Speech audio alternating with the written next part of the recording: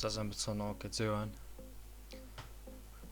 За энэ бичлэгээр нэг мэдүүлэг хийх гэсэн. Тэгээд ойрын үед сервер рүү нэг гадаадын нэг хэдэн бүлэг хүүхдүүд ч юм уу том хүмүүс ч юм уу мэддэхгүй хэдийн дайрч байна.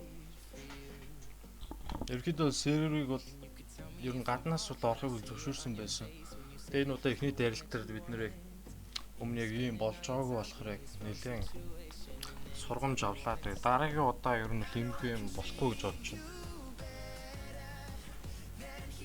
За чараа дууралж байгаа ш.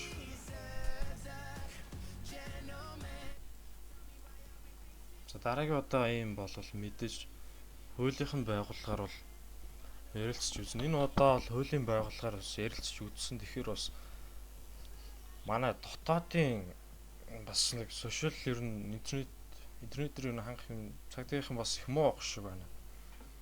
Гадаад руу ихээр асуудалтай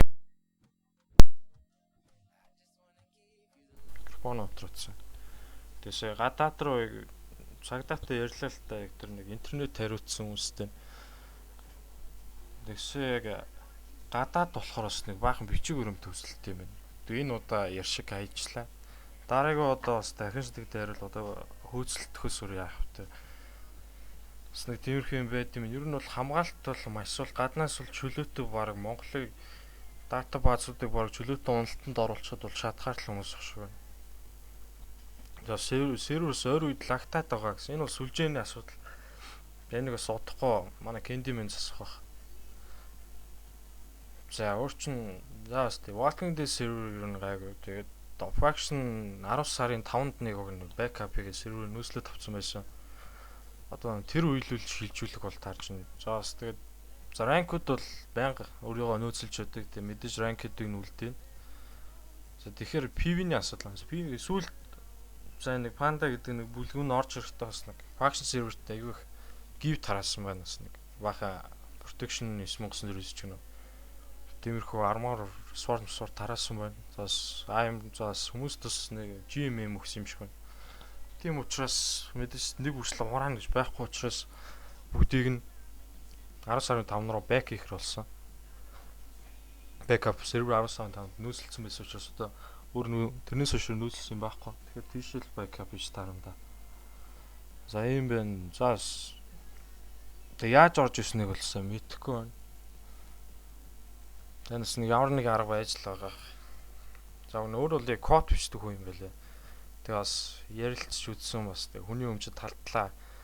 Гэрөө дахиж тэгвэл бас хуулийнхан байгууллагаар ярина гэж бил анхааруулах өгсөн.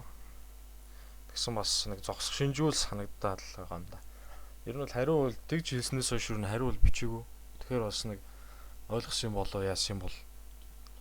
Өөрөө л өөрхий зөв нэг угсаа нэг ингэж явдаг л хөвгт юм байл л дээ. Бас өөрийн хуулийн байгууллагт хариуцлага бас юм нь хэлээд хариуцлага хүлээлгэнийг бол бас хангалттай л хүлээлгэж баримт тул дээр Twitterийнх нь хуудсан дээр байлаа. Нэг бүгдийг нэг баримтжуулаад DSS-ийг тавьсан байгаа. Тэр бас иймэрхүү байна. Тэгэхээр бас биднэрт бас нэлээд буруу байна. Бас нэг серверийн хамгаалалт бас нэлээд сул байна. Бас гаднаас бас ингээд дайралт ороод ирэн ч гэж бас бодсонгүй юм. Тэгээ бодог багт ингээд ороод ирдэл юм байна. За ер нь бол тэгээд ганцхан сервер рүү бол Монголоос нэвтэрдэг болсон байгаа. Гадны регионуудын бүгдийн блок хийсэн. За VPN-үүд дээр бол Монгол IP ер нь баг байхгүй байх шүү. За бас тэр нь бол яа гэм. Одоохондоо бол ийм л